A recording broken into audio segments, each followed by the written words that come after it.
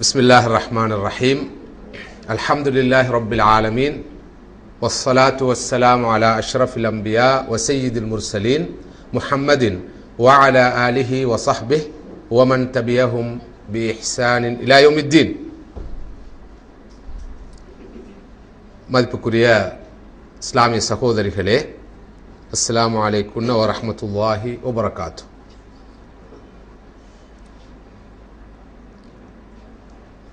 செய்யும் தொழிலுக்கூடாக சுவனம் செல்லலாமா என்ற வினாவுக்கு விடை காணும் வகையில் எனது இந்த உரை அமைதல் வேண்டும் என்று எதிர்பார்க்கப்படுகிறது. இந்த வினாவுக்கு விடை காண்பதற்கு முன்னால் பெண்கள் தொழில் செய்யலாமா என்ற வினாவுக்கு விடை காண வேண்டும். விடை காணப்பட்டிருக்க வேண்டும். அதற்கு பிறகுதான் செய்யும் தொழிலுக்கூடாக சுவனம் செல்லலாமா என்ற கேள்விக்கு விடை காண்பது பொருத்தமானதாக இருக்கும். ஆனால் எனக்கு தரப்பட்டிருக்கிற தலைப்பு செய்யும் தொழிலுக்கூடாக சுவனம் செல்லலாம். இதனை ஷரியாவுடைய நோக்கில், குர்ஆன் சுன்னாவுடைய ஒளியில், மார்க்க கண்ணோட்டத்தில் விளக்க வேண்டும் என்றுதான் நான் எதிர்பார்க்கப்பட்டிருக்கிறேன். பெண்கள் தொழில் செய்வது சம்பந்தமான ஷரியாவுடைய மார்க்கத்துடைய கண்ணோட்டம், பார்வை என்ன எது என்பது பற்றி இங்கு நான் உங்களோடு கலந்துரையாட முடியாது. இது பற்றி கடந்த ஒரு நிகழ்ச்சியில் விரிவாக விளக்கமாக இதே இடத்தில் நாங்கள் கலந்துரையாடி இருக்கின்றோம். அந்த நிகழ்ச்சியின் ஒளிப்பதிவு நாடாக்களை நீங்கள் பெற்றுக்கொள்வதற்கூடாக அது பற்றிய தெளிவை பெற்றுக்கொள்ளலாம். சில வரையறைகளோடு நிபந்தனைகளோடு எவ்வாறு ஒரு முஸ்லிம் பெண் தொழில் பார்க்கலாம் என்பது பற்றி விரிவாக அந்த உரையிலே நாங்கள் கலந்துரையாடி இருக்கின்றோம். எனவே இன்று நாங்கள் நேரடியாக, நீங்கள் எல்லோரும் தொழில் பார்ப்பவர்கள், நீங்கள் எல்லோரும் தொழில் பார்ப்பவர்கள் என்ற வகையில், அதிலும் குறிப்பாக இங்கிருக்கின்ற எல்லோரும் போல அல்லது மிக பெரும்பான்மையானவர்கள் ஆசிரியர்கள் என்று நான் அறிந்தேன். அந்த வகையில் தொழில் பார்க்கின்ற நீங்கள் உங்களுடைய தொழிலுக்கூடாக உங்களது சுவன பாதையை அமைத்துக் கொள்ள முடியுமா என்ற அம்சத்தை பற்றி உங்களோடு கலந்துரையாடலாம் என்று எதிர்பார்க்கிறேன். தொழில் பார்ப்பதன் மூலம் சுவனம் செல்லலாமா? ஒரு வினோதமான கேள்வி. தொழுதால் சுவனம் செல்லலாம், நோன்பு நோற்று சுவனம் செல்லலாம், அல் குர்ஆனை ஓதி சுவனம் செல்லலாம், திக்ர் ஔராதுகளை செய்தும் சுவனம் செல்ல வழி அமைத்துக் கொள்ளலாம். ஏன் தான தர்மங்கள் செய்தும் கூட சுவனத்தை பெற்றுக் கொள்வதற்கு வழி செய்து கொள்ளலாம். எப்படி தொழில் பார்த்து தொழிலுக்கூடாக ஒருவர் சுவனம் செல்ல முடியும்? தொழில் என்பது முழுக்க முழுக்க உலக வாழ்க்கையோடு சம்பந்தப்பட்ட, லோகாயுத வாழ்வோடு சம்பந்தப்பட்ட, பணத்தோடு பண்டத்தோடு சம்பந்தப்பட்ட ஒரு விஷயம். இதற்கூடாக சுவனம் செல்வது பற்றி எப்படி பேசுவது எந்த அளவு தூரம் பொருத்தம்? இந்த கேள்வியே சில போது பொருத்தமற்ற ஒரு கேள்வியாக கூட தோன்றலாம். பார்க்கிற தொழிலுக்கூடாக, அதாவது ஒரு ஆசிரியராக இருப்பதற்கூடாக, ஒரு மருத்துவராக இருப்பதற்கூடாக, ஒரு பொறியியலாளராக இருப்பதற்கூடாக சுவனம் போக முடியும் என்ற இந்த கேள்வியே எவ்வளவு பொருத்தமற்ற கேள்வி என்று நீங்கள் சிந்திக்கலாம். பொதுவாக இந்த உலகத்திலே இருக்கிற மதங்களை பொறுத்தவரையில், மதங்களுடைய கண்ணோட்டத்தில் இந்த அம்சம் இப்படித்தான் நோக்கப்படும், பார்க்கப்படும். ஆனால் இஸ்லாத்துடைய பார்வையிலே மிக பொருத்தமான ஒரு கேள்வி, இதற்கு விடை இருக்கிறது. அந்த விடை உடன்பாடான விடையாகவும் இருக்கும். நிச்சயமாக ஒருவர் தான் பார்க்கும் தொழிலுக்கூடாகவே சுவனம் நுழையலாம். தொழுகை மூலமாக மாத்திரமல்ல, நோன்பு ஜக்காத் மூலமாக மாத்திரமல்ல, திலாவத்துல் குர்ஆன் கூடாக மாத்திரமல்ல, தான் செய்யக்கூடிய தொழிலுக்கூடாகவே சுவனம் நுழையலாம் என்பது நானும் நீங்களும் ஏற்று நம்புகிற இந்த மார்க்கத்துடைய நிலைப்பாடு. இதை ஆரம்பமாக தெளிவாக புரிந்து கொள்ள வேண்டும். ஏனென்றால் துரதிர்ஷ்டவசமாக மார்க்கத்தை பற்றிய புரிதலிலே எங்களுக்கு நிறைய கோளாறு இருக்கிறது. இஸ்லாத்தை பிழையாக புரியாத போதிலும் நாம் முறையாக புரியவில்லை. இஸ்லாத்தை பிழையாக புரியாத போதிலும் முழுமையாக புரிந்து கொள்வதில் நாம் தவறு விட்டிருக்கிறோம். இஸ்லாத்தை நாம் எப்படி புரிந்திருக்கிறோம் என்பதற்கு ஒரு எளிமையான உதாரணம் சொல்வதாக இருந்தால், குருடர்கள் கண்ட யானையின் நிலை. யானையை பற்றி எந்த ஒரு அறிமுகமும் இல்லாத குருடர்கள் ஒரு யானை வந்திருக்கிறது என்பதை அறிந்து அந்த யானையை போய் பார்க்கிறார்கள். ஒவ்வொருவரும் ஒவ்வொரு உறுப்பை பிடித்து பார்க்கிறார்கள். இறுதியில் எல்லோரும் சேர்ந்து கலந்துரையாடுகிறார்கள். ஒவ்வொருவரும் தான் பார்த்த, தான் கண்டல தான் பிடித்து பார்த்த, தொட்டு பார்த்த அந்த உறுப்பையே முழு யானையும் என்று நினைத்துக் கொண்டு பெரும் வாத பிரதிவாதத்தில் ஈடுபட்டார்கள். பார்வை உள்ள ஒரு மனிதன் வந்து அந்த பிரச்சனையை தீர்த்தால் ஒழிய அங்கு ஒரு பெரிய சண்டையே மூண்டு விட்டது. ஒருவர் சொன்னார் யானை என்றால் சரியா உலக்கையை போல என்று, மற்றொருவர் சொன்னார் உரலை போல என்று, இன்னொருவர் சொன்னார் தும்புக்கட்டையை போல என்று, இன்னொருவர் சொன்னார் சொலக போல என்று சொல்லி என்று அவரவர் பிடித்த அந்த பாகம். அதை போல இந்த மார்க்கமும் கூடர்கள் கண்ட யானையுடைய நிலை. அவருக்கு மார்க்கத்துடைய ஒரு பகுதி தெரிந்திருக்கிறது. இந்த ஹோலிஸ்டிக் லுக், அந்த ஹோலிஸ்டிக் விஷன், மார்க்கத்தை மொத்தமாக முழுமையாக பார்க்க தவறி இருக்கிறோம். அதனால் தொழில் செய்வதன் மூலம், சம்பாத்தியத்தில் உழைப்பில் ஈடுபடுவதன் மூலம் சுவனம் போக முடியுமா? இது துனியாவுடைய விஷயம், உலக விஷயம். துனியா ஆசையின் காரணமாக அல்வா நாம் தொழில் செய்கிறோம். இதற்கூடாக எப்படி சுவனம் போவது, சொர்க்கத்தை எப்படி பெறுவது என்ற கேள்வி என்பது நியாயம். ஆனால் நானும் நீங்கள் ஏற்று நம்புகிற இந்த மார்க்கத்தை பொறுத்தவரையில் வாழ்வே வணக்கமாக மாற வேண்டும் என்று எதிர்பார்க்கிற மார்க்கம்.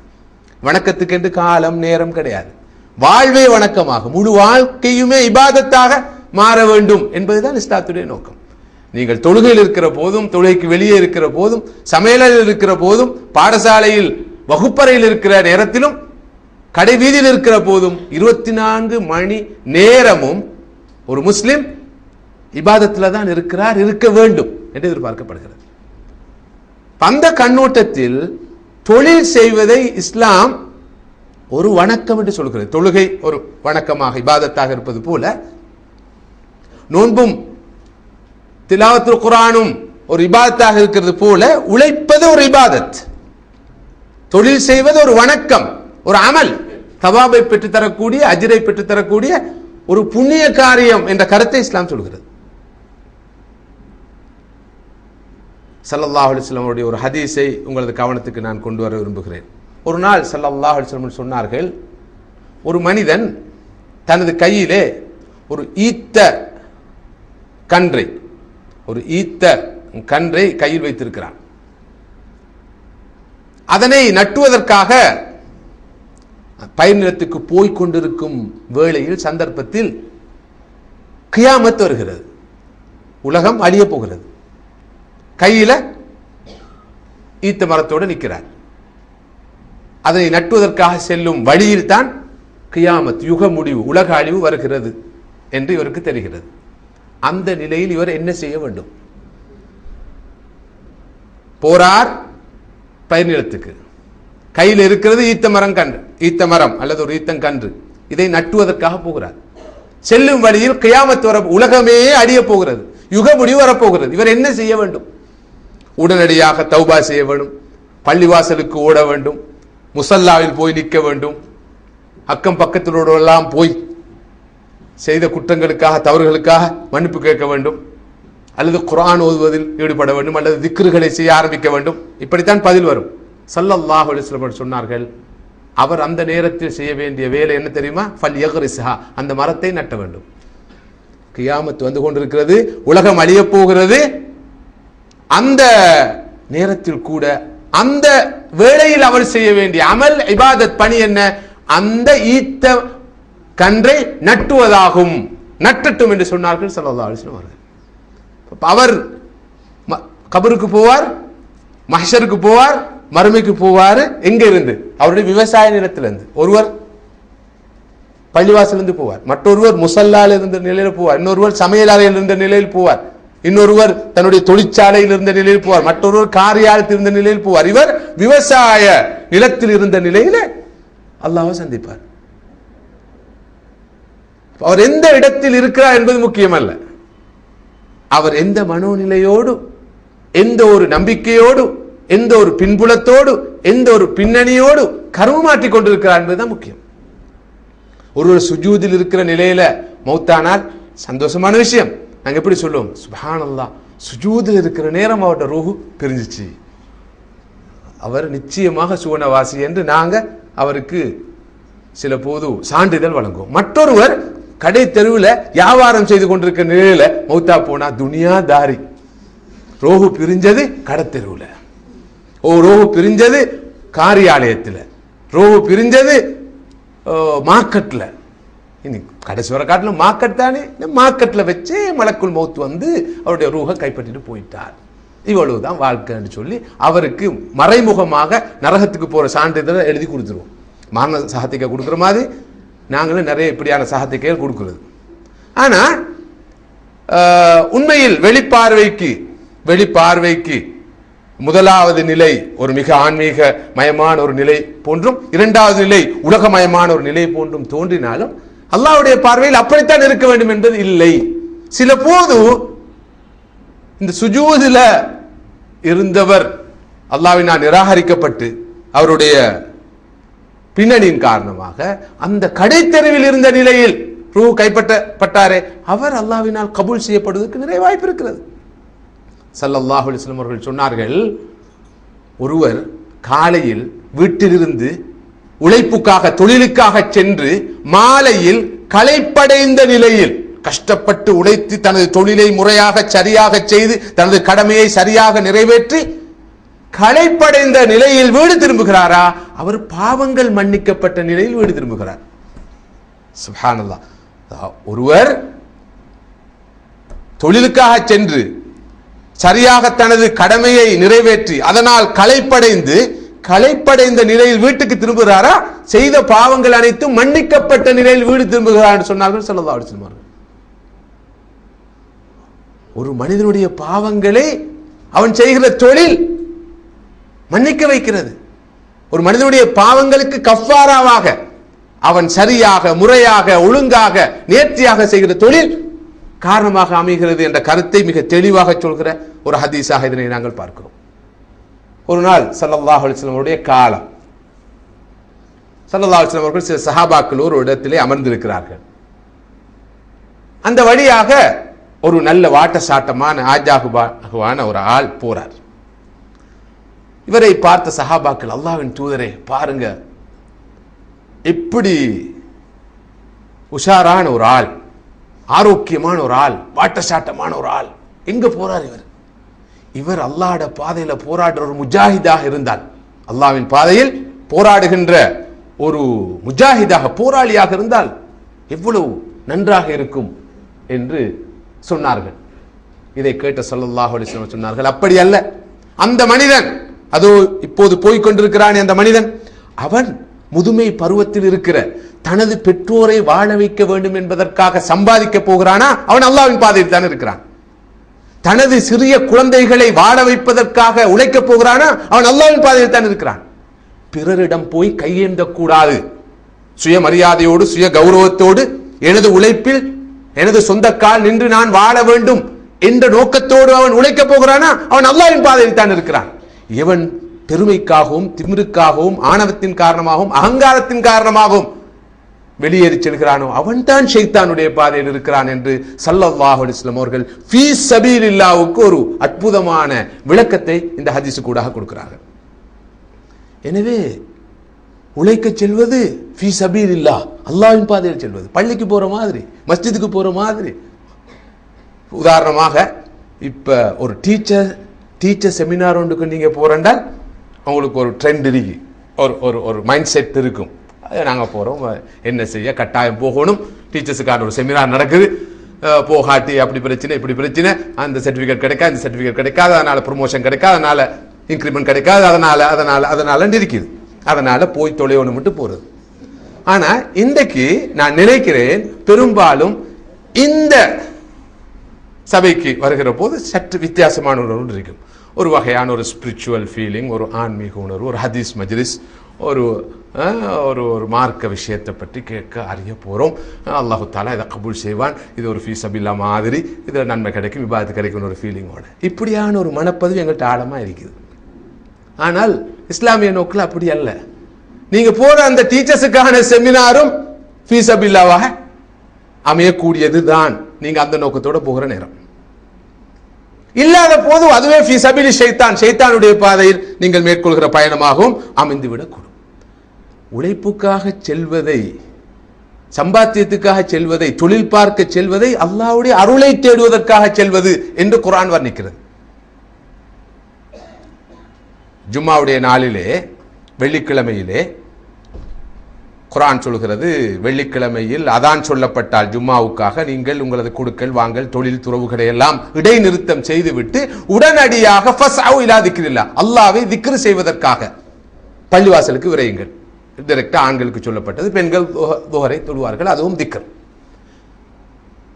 அந்த திக்ர் முடிந்து விட்டால், ஜும்மா உடைய கடமை முடிந்து விட்டால், அல்லாஹ்வுடைய பூமியில் பறந்து சென்று அல்லாஹ்வின் அருளை தேடுங்கள். ஒரு முஸ்லிம் வியாபாரத்தில் இருப்பார், தொழிலில் இருப்பார், உழைப்பில் இருப்பார், சம்பாத்தியத்தில் இருப்பார். அழைப்பு வருகிற போது பள்ளிக்கு வருவார், இபாதத்துக்கு வருவார், மீண்டும் முடிந்ததுக்கு பின்னால மீண்டும் போயிடுவார். இபாதத்துக்கு வருவதை திக்ருல்லாஹ் என்று சொல்கிற அல் குர்ஆன், தொழில் பார்ப்பதை, உழைப்பதை, சம்பாதிப்பதை ஃபதுலுல்லாஹ் என்று சொல்கிறது. இபாதத் செய்வது திக்ருல்லாஹ், உழைப்பது சம்பாதிப்பது ஃபதுலுல்லாஹ், அல்லாஹ்வுடைய அருள். அல்லாஹ்வுடைய அருளா உயர்ந்தது, அல்லாஹ்வுடைய திக்ரா உயர்ந்தது, ரெண்டுமே உயர்ந்தவைதான். எனவே ஒருவர் உழைப்பில் ஈடுபட்டிருப்பது அல்லாஹ்வின் அருளை தேடுவது, ஒருவர் குர்ஆன் ஓதிக் கொண்டிருப்பது, தொழுவது, அல்லாஹ்வை திக்ர் செய்வது, இரண்டும் தேவை.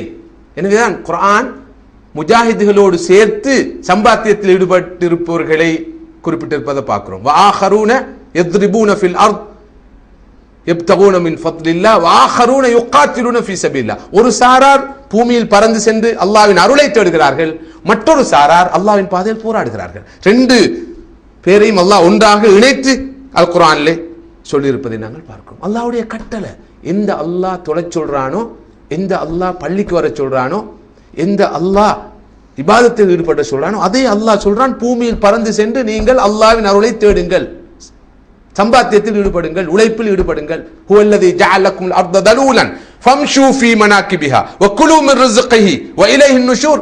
அவன்தான் இந்த பூமியை உங்களுக்கு வசப்படுத்தி தந்திருக்கிறான். எதற்காக?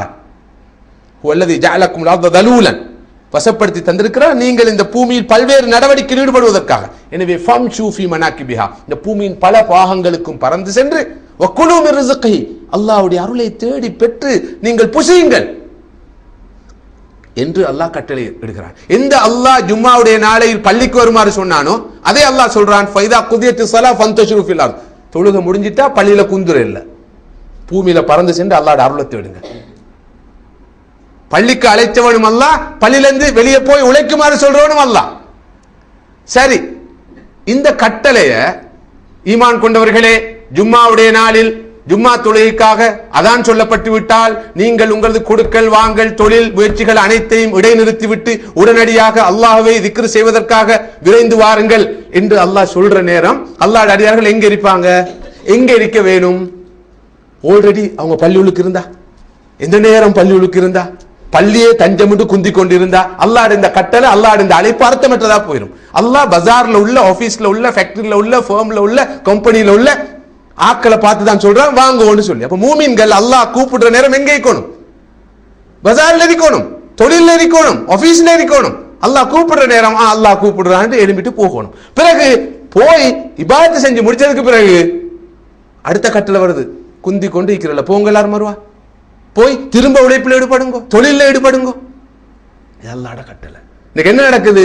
ஸ்கூல்ல ஒரு டீச்சர் எடுத்துக்கொள்ளும், நல்ல டீச்சர், சரியான ரிலிஜியஸ், சரியான பிராக்டிசிங் ஆள், எப்ப வாரண்டு பார்த்து கொண்டிருக்கிற தொழுகட வக்து போய்த்து ஒரு குந்து முதலாவது 2 ரகாயத்து, பிறகு இன்னும் 2 ரகாயத்து, அதுக்கு பிறகு லொஹருடைய 4 ரகாயத்து, அதுக்கு பிறகு லொஹருக்கு பிந்தின எத்தனை ரகாயத்துக்கு 4 ஹசரத்தில் கேட்டு அதை தொழுது முடியும். அது பிறகு திக்ரு அவுராது எல்லாம் முடிஞ்சு 3 பாடத்தை தின்றுட்டு வகுப்புக்கு வர்றது அல்ஹம்துலில்லாஹ். எல்லா டீச்சர்ஸும் துணியால இருக்கிறான், நான் மட்டும் இப்போ தான் ஆகிரத்திலிருந்து சொர்க்கத்திலிருந்து வாரேன் கிளாஸுக்குன்னு சொல்லி.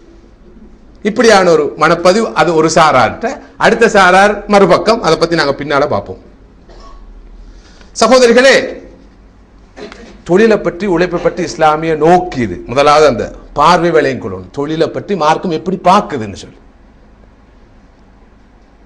அல்லாஹு தாலா ரிஸ்க் அளக்கக்கூடியவன், அவன் தான் ரஸாக், அவன் தான் ரிஸ்க் அளக்கக்கூடியவன்.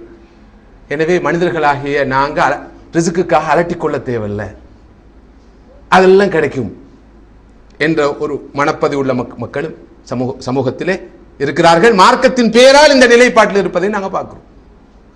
இதுக்கு ஆதாரமாக ஒரு ஹதீஸையும் சொல்வார்கள். நீங்க அல்லாஹ்வின் மீது சரியாக தவக்குல் வைத்தால், அல்லாஹ் மீது சரியாக நீங்கள் நம்பிக்கை வைத்தால், ஈமான் கொண்டால், எவ்வாறு காலையில் வெறும் வயிற்றோடு தனது கூட்டிலிருந்து வெளியேறி சென்று மாலையில் நிரம்பிய வயிற்றோடு தனது கூட்டுக்கு திரும்பி வரக்கூடிய பறவைக்கு அல்லாஹ் உணவளிக்கிறானோ அதே போல உங்களுக்கும் உணவளிப்பான். அதாவது அல்லாஹு தஆலா தான் உணவளிக்கக்கூடியவன், அந்த பறவைக்கு உணவளிக்கிறான். காலையில வெறும் வயிற்றோட போற பறவை மாலையில நிரம்பிய வயிற்றோட வருது. நீங்க அல்லாஹ் மீது சரியா தவக்குல் வச்சா, அந்த ஐயறிவில்லாத பகுத்தறிவில்லாத எந்த ஒரு ஆற்றலும் இல்லாத திறனும் திறமையும் இல்லாத அந்த பறவைக்கு உணவளிப்பது போல அல்லாஹ் உங்களுக்கு உணவளிப்பான். ஏன் தடமாறுறீங்க, ஏன் அலட்டிக் கொள்றீங்க, ஏன் சம்பாத்திய முளைப்புண்டு ஓடுறீங்க என்று வாதிடுவர்கள் இருக்கிறாங்க. உண்மையில் இந்த கருத்து இஸ்லாமிய நோக்கில் பிழையானது. இந்த ஹதீஸுக்கு கொடுக்கப்படுற இந்த விளக்கம் பிழையானது. இந்த ஹதீஸுக்கு நுணுக்கமா பார்த்தால் இந்த ஹதீஸ் உழைப்பிட முக்கியத்துவத்தை சொல்லுது. காலையில் வெறும் வயிற்றோடு தனது கூட்டிலிருந்து வெளிப்பட்டு பறந்து சென்று மாலை வரை இரையை தேடி மாலையில் நிரம்பிய வயிற்றோடு மீண்டும் கூட்டுக்கு வருகிற அந்த பறவைக்கு உணவளிப்பது போல அல்லாஹ் உணவளிப்பான். அந்த பறவை கூட்டுக்குள்ளே இருந்திருந்தா, கூட்டுல இருந்து வெளியேறாம இருந்திருந்தா, இரையை தேடி போகாம இருந்திருந்தா இறை கிடைச்சிக்காது. இப்ப பறவைக்கே அல்லாஹு தஆலா கூட்டுல இருந்து வெளியே போகாட்டி இறை கொடுக்க மாட்டான். இந்த மனுஷனுக்கு கொடுப்பானா? எனவே தேடி போகணும், இறையை தேடி போகணும், உணவை தேடி போகணும், உழைப்பை தேடி போகணும், சம்பாதிக்க போகணும். பெண்கள் போகணுமா இல்லையானதை பற்றி நான் ஏற்கனவே பேசிக்கிறேன், திரும்ப திரும்ப சொல்லிக்கொள்றேன். ரைட்? அந்த கெசட்டை கேளுங்க, அதுக்கும் ஒரு மார்க்கெட்டிங் ஒன்று செஞ்சுதான் ஐக்கும். சரி, எனக்கு ஒன்றும் கிடைக்காது என்றால் அதுக்கு மார்க்கெட்டிங் செஞ்சுதான் ஐக்கும். பெண்கள் தொழில் பார்க்க சம்பந்தமாக விரிவாக விளக்கமாக அந்த உரையில் நாங்கள் பேசிக்கிறோம். ஏன்னா சில நேரம் இப்போ நீங்கள்லாம் உற்சாகம் அடைஞ்சு அப்படி இப்படியெல்லாம் தொழில் பார்க்க சொல்லி மார்க்கம்ன்ற நிலைப்பாட்டுக்கு வரையிலுமே அப்போ கட்டாயம் அதை கேட்டால் தான் அந்த சரியான வியூ ஒன்று உங்களுக்கு வரும். சரி, உண்மையில் இந்த விஷயத்தை பற்றி நிறைய விஷயங்கள் கலந்துரையாடப்பட வேண்டும் என்று இருந்தாலும் இதை விட முக்கியமான பகுதியை பேச வேண்டியிருக்கிற காரணத்தினால சில விஷயங்களை நான் சுருக்கி கொண்டு போகலாம்னு நினைக்கிறேன். இங்கு இருப்பவர்கள் நான் நினைக்கிறேன் எல்லாரும் ஆசிரியர்கள் என்று சொல்லப்பட்டது சரியா? எல்லாரும் ஆசிரியைகள். எனவே டிரெக்டாக நாங்கள் ஒரு ஆசிரியைகளை மையமாக வைத்து இந்த உரையை அமைத்துக் கொள்வது பிரயோசனமாக இருக்கும்னு நான் நினைக்கிறேன்.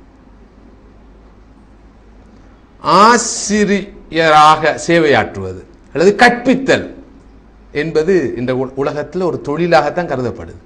ஆனால் உண்மையில் கற்பித்தல் என்பது ஒரு தொழில் அல்ல, அது ஒரு பணி, புனிதமான பணி. சேவை ஒரு புனிதமான சேவை. டீச்சிங் என்பது ஒரு ப்ரொஃபஷன் அல்ல, அது ஒரு மிஷன், அது ஒரு Nobel mission. Specially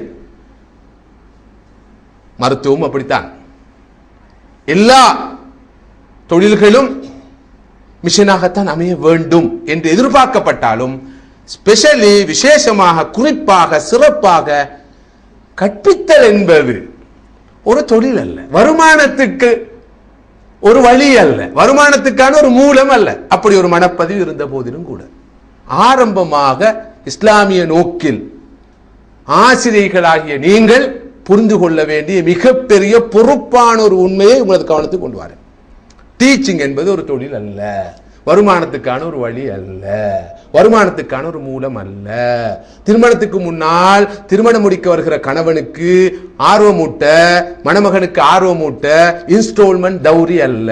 Kevi மேய்க்கிறமேட்ட, மாசிக்க Kevi மேய்க்கிறமேட்ட மாதாந்தம் கொடுப்பட அடிப்படையில் உங்களுக்கு லம்சமாக கிடைக்காது, மந்த்லி கிடைக்கும் என்று சொல்லி டிரெக்டாக இல்லாட்டியும் இன்டிரெக்டாக அதற்கான ஒரு துறை அல்ல.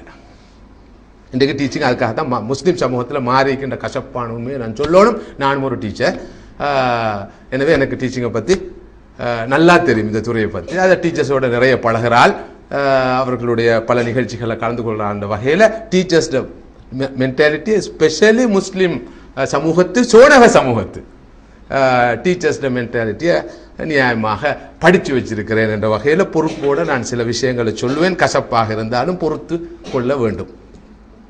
ஆசிரியர் தொழில் என்பது ஒரு தொழில் அல்ல, அது ஒரு மிஷன், அது ஒரு சர்வீஸ். இதை ஆரம்பமாக தெளிவாக புரிந்து கொள்ள வேண்டும். ஆசிரியர் தொழில் என்பது நபிமார்களுடைய தொழில், நபிமார்களுடைய பணி, சாதாரண பணி அல்ல. ஒரு ஆசிரியர், ஒரு ஆசான், ஒரு டீச்சர் நபிமார்களுடைய வாரிசு, நபிமார்களை பிரதித்துவப்படுத்துவர். ஸல்லல்லாஹு அலைஹி வஸல்லம் அவர்கள் தன்னை அறிமுகப்படுத்தும் போது எப்படி சொன்னார்கள்? இன்னமா புஇஸ்து முஅல்லிமன், நான் இந்த உலகத்துக்கு ஒரு ஆசிரியனாக அனுப்பப்பட்டிருக்கிறேன். ஸல்லல்லாஹு அலைஹி வஸல்லம் அவர்கள் நான் ஒரு வியாபாரியாக, நான் ஒரு பொறியியலாளராக, நான் ஒரு மருத்துவராக, நான் ஒரு கணக்கியலாளராக அனுப்பப்பட்டிருக்கேன்னு சொல்ல, நான் இந்த உலகத்துக்கு ஒரு ஆசிரியனாகவே அனுப்பப்பட்டிருக்கிறேன் என்று ஸல்லல்லாஹு அலைஹி சொன்னார்கள். அல்லாஹ் தஆலாவும் ரசூலுல்லாஹ்வை அறிமுகப்படுத்தும் போது அப்படித்தான் சொல்கிறார். வயுஅல்லிமுஹுல் கிதாப வல் ஹிக்மா, இந்த நபி யார் தெரியுமா? மக்களுக்கு வேதத்தையும் ஞானத்தையும் போதிப்பவர், கற்றுக் கொடுக்கிறவர் என்று அல்லாஹ் வர்ணிக்கிறார். அப்ப நபி ஒரு ஆசிரியர். உலகத்தில் தோன்றின எல்லா இறை தூதர்களும் உலகத்துக்கு ஆசான்களாக, ஆசிரியர்களாக வந்திருப்பதை தான் நாங்கள் பார்க்கிறோம். அத்தகைய இறை தூதர்களுடைய வாரிசுகளாக அல்லது பிரதிநிதிகளாக, அவர்களை பிரதித்துவப்படுத்துவர்களாக இருப்பவர்கள் தான் ஆசிரியர்கள். இந்த உலகத்தில் வந்த ஒவ்வொரு இறை தூதரும், ஆசிரியராக வந்த, ஆசானாக வந்த ஒவ்வொரு இறை தூதரும் ரெண்டு செய்திகளை ஏக காலத்தில் சொன்னார்கள். முதலாவது செய்தி என்ன தெரியுமா? அபுதுல்லாஹ் மாலக்கும் மின் இலாஹின் கைரு, நீங்கள் அல்லாஹ்வுக்கு மாத்திரம் இபாதத் செய்யுங்கள், அவனை தவிர வணங்கி வழிபடுவதற்கு வேறு இலாஹ் இல்லை. நீங்கள் அல்லாஹ்வுக்கு கட்டுப்பட்டு அவனுக்கு வழிபட்டு அவனுக்கு இபாதத் செய்பவர்களாக இருங்கள் என்ற செய்தியை முதலாவது சொன்னாங்க. அதோடு சேர்த்து சொன்ன செய்தி என்ன தெரியுமா? இந்த பெரிய உண்மையை உங்களுக்கு நாங்கள் சொல்கிறோம் அல்லவா, தௌஹீதை பற்றி, ஏகத்துவத்தை பற்றி. இந்த உலகம் படைக்கப்பட்ட ஒன்று, இதற்கு ஒரு படைப்பாளன் இருக்கிறான், அவன் ஒருவன், அவன் ஏகன், அவனையே வணங்கி வழிபட வேண்டும் என்ற இந்த பெரிய போதனை, இந்த பெரிய டீச்சிங்கை உங்களுக்கு நாங்கள் சொல்கிறோம் அல்லவா. இதற்காக எந்த ஒரு வேதனத்தையோ சம்பளத்தையோ கூலியையோ உங்களிடம் நாம் கேட்கவில்லை. லா அஸ்அலுக்கும் அலைஹி அஜ்ரா, எமது இந்த பணிக்காக, எமது இந்த கற்பித்தல் பணிக்காக, உங்களுக்கு போதனை செய்யும் இந்த பணிக்காக எந்த ஒரு கூலியையும் எந்த ஒரு சம்பளத்தையும் உங்களிடம் நாம் எதிர்பார்க்கவில்லை. ஒவ்வொரு நபியும் இதை சொன்னார். இதற்குரிய கூலி நாம் உங்களுக்கு கற்பிப்பத இந்த சத்தியத்தை உங்களுக்கு எடுத்து சொல்கிறோம், நேரு வழியை காட்டுகிறோம், சரியையும் பிழையும் உங்களுக்கு நாம் பிரித்து சொல்கிறோம். இதற்கான கூலியை உங்களிடம் நாம் எதிர்பார்க்கவில்லை. இன் அஜ்ர இல்லா அல்லாஹ், இதற்குரிய கூலி அல்லாஹ்விடம் இருக்கிறது என்று ஒவ்வொரு நபியும் சொன்னார். இன்றைக்கு உலகத்துல எந்த அளவுக்கு இந்த புனிதமான துறை, அதாவது இறை தூதர்கள், தீர்க்கதரிசிகள், உலகத்தில் தோன்றின மோசஸ், ஜீசஸ், முஹம்மது ஸல்லல்லாஹு அலைஹி வஸல்லம் உட்பட, மூசா, ஈசா உட்பட உலகத்தில் பெரும்பாலான மனிதர்கள் மதித்து கௌரவித்து வழிபடக்கூடிய இறை தூதர்கள் உடைய பணியை செய்கிறவர்கள் தான் ஆசிரியர்கள். அந்த துறை தான் கற்பித்தல் என்ற துறை. ஆனா இன்றைக்கு இந்த துறை இவ்வளவு பயங்கரமாக வர்த்தகமயப்படுத்தப்பட்டிருக்கிறது, ஹைலி கமர்ஷியலைஸ்ட். போன கிழமையும் 2 நாள் ஸ்ட்ரைக், 2 நாள் பிள்ளைகளுக்கு இல்ல சம்பளம் கூட்டித்தான், இல்லாட்டி படிப்பிக்க மாட்டோம். நபிமார்ட வாரிசுகள், இறை தூதர்களுடைய பரம்பரையில் வந்தவர்கள், மூசாவுடைய பரம்பரைன்னு சொல்லிக் கொள்கிற யூதர்கள், ஈசாவுடைய சீடர் சொல்லிக் கொள்ளக்கூடிய கிறிஸ்தவர்கள், முஹம்மது ஸல்லல்லாஹு அலைஹி வஸல்லம் அவர்களை ஏற்று நம்புவர்கள் சொல்கின்ற முஸ்லிம்கள், பௌத்தர் சம்பளம் எடுத்துட்டா இந்த உலகத்துக்கெல்லாம் பௌத்தத்தை போதிச்சார். பௌத்தம் என்ற இந்த சீர்திருத்த கொள்கையை உலகத்துக்கு போயிச்சாரு, காசு வாங்கி கொண்டா, சம்பளம் வாங்கி கொண்டா, ஸ்ட்ரைக் பண்ணியா, சொல்லி தர மாட்டேன் சம்பளத்தை கூட்டாட்டேன்னு. நான் பேசுறது உண்மையா இல்லையா? நான் கண்ணாடி வீட்டில் இருந்து கொண்டு கல்லெறிகிறேன். நான் ஒரு டீச்சர், அதனால சொல்றேன். ஆனால் இது கசப்பாக இருந்தாலும் ஒரு பெரிய உண்மை. யூனியன் அமைச்சு போராடுறது, சம்பளம் ஒன்று கிடைக்கிறது எடுத்துக்கொள்ள வேற விஷயம். அன்பளிப்பா ஏதோ நாம மனிதர்கள் வாழ வேணும். ஆனால் ஒரு போராட்டமாக நடத்துற அளவுக்கு இன்றைக்கு சீரழிஞ்சு போச்சு. இப்ப என்ன மாதிரி ஆக்கள் இப்படி பேசுறது முட்டாள்தனமாக, பைத்தியக்காரத்தனமாக, நடைமுறை சாத்தியமில்லா விஷயமாக, வெறும் தத்துவமாக தான் கருதப்படும் என்றாலும் பேசுறது உண்மை, பேசுவது உண்மை. இதை யாரும் மறுக்கலாது. உலகமே ஒரு பிழையில இருந்தாலும் ஒரு மனிதனுக்கு அது பிழைண்டு வழங்கினால் அது பிழைண்டு அவன் சொல்ல கடமைப்பட்டிருக்கிறான். அது அவனுடைய ஆன்மீக தார்மீக கடமை. எனவே அந்த வகையில இந்த புனிதமான துறண்டுக்கு எப்படி மாறிக்கின்னு பாருங்க. அதனால இந்த நிலைமை இருக்கும் வரைக்கும் ஒரு நாளும் டீச்சிங் கூட சொர்க்கம் போகலாது, வேறொரு இடத்துக்கு போக இயலும். அது எந்த இடம் என்று நான் சொல்ல வேண்டிய அவசியம் இல்லை. 2 இடம் தான் நிற்குது, 2 ஆப்ஷன் தானே மனுஷனுக்கு இருக்குது. சுவன பாதை இல்லாட்டி அந்த பாதை. டீச்சிங் கூடாக, இந்த டீச்சிங் கூடாக நாங்க சொர்க்கம் போக விரும்பினால் நிச்சயமாக இது சொர்க்கம் செல்லக்கூடிய வழியா. ஆனா நிச்சயமாக எந்த தொழிலுக்கு கூடாக சொர்க்கம் போறதை விடவும் கற்பித்தல் கூட சொர்க்கம் போலாம்.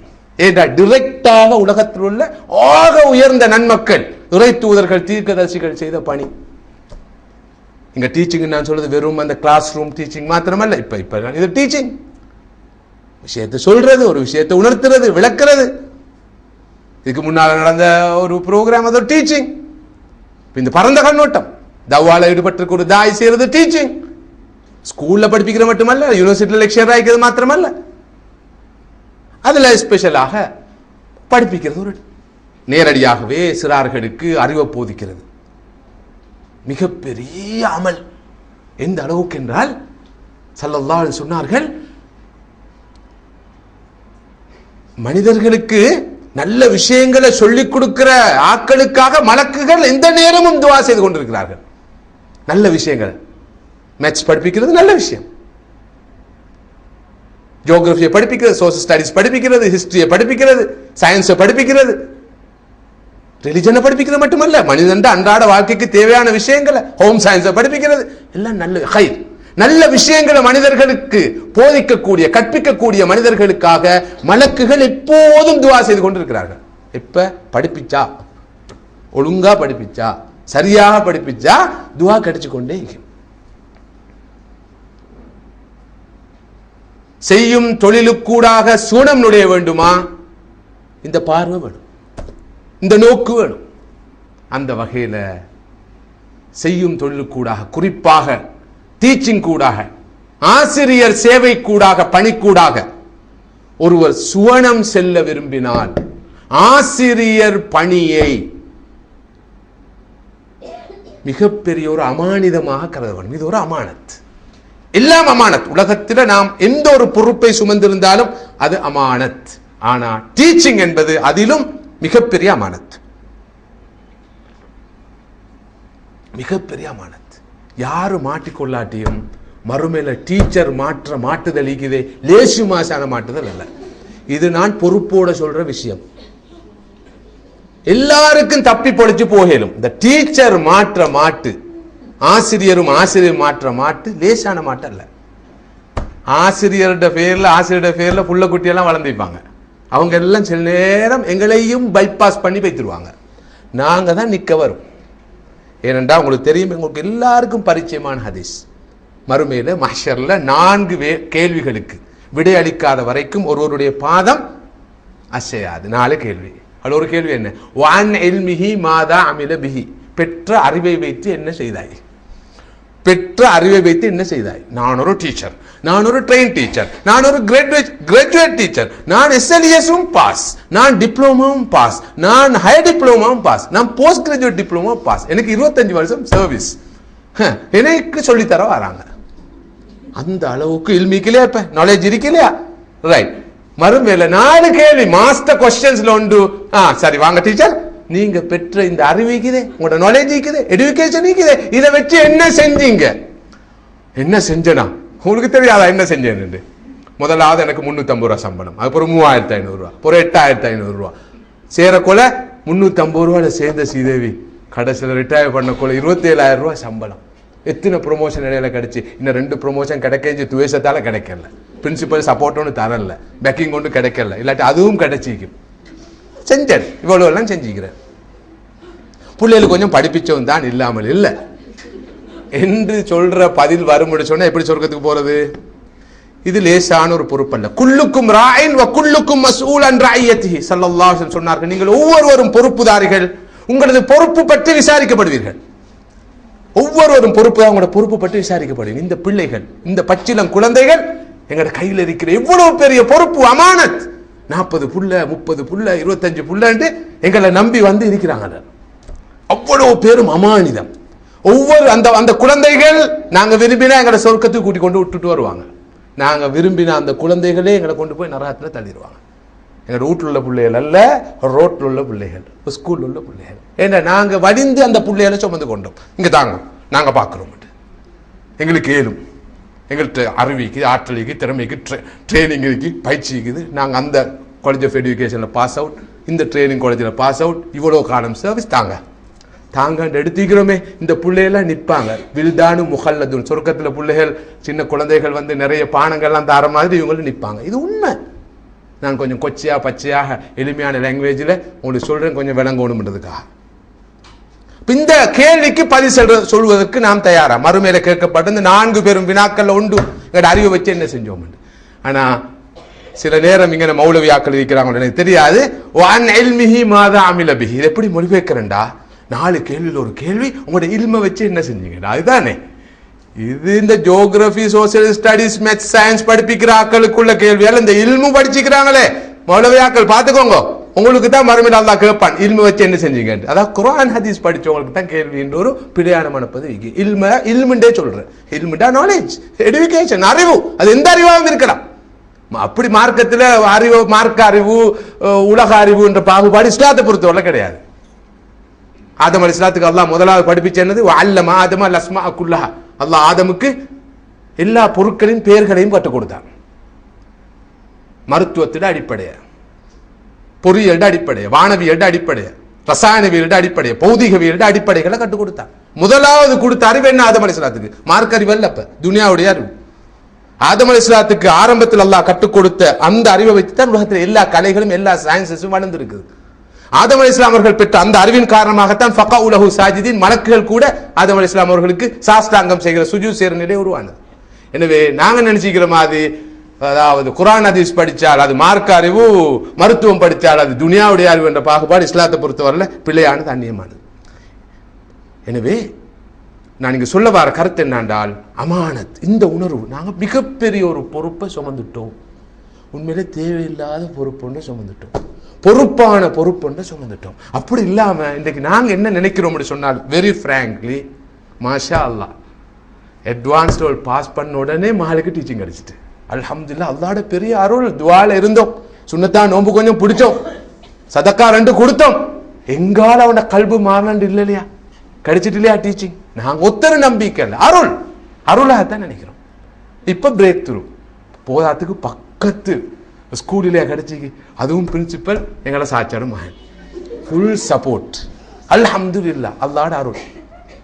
டிரான்ஸ்ஃபர் போட்டான், அடுத்த ரவுண்ட்ல போனோம், மாற்றி தந்துட்டான். பாருங்க, இது தொழுகையோட பரக்கத், குர்ஆனோட பரக்கத், நோன்பு பிடிக்கிறதுல பரக்கத். நீங்க செஞ்சு பாருங்க, உங்களோட பிள்ளைக்கு டீச்சிங் கிடைக்கும். சும்மா எழுதி விட்டல புள்ள. நான் வளமையா சொல்றது மாதிரி, தொழில் செய்யறவங்க எல்லாம் தொழில் செய்யறாங்களாம். இந்த வீட்டில் உள்ள ஹவுஸ் ஒய்ஃப் மாரெல்லாம் சும்மா வைக்கிறாங்களாம், சும்மா வைக்கிறாங்க பொம்பளை வீட்டில்.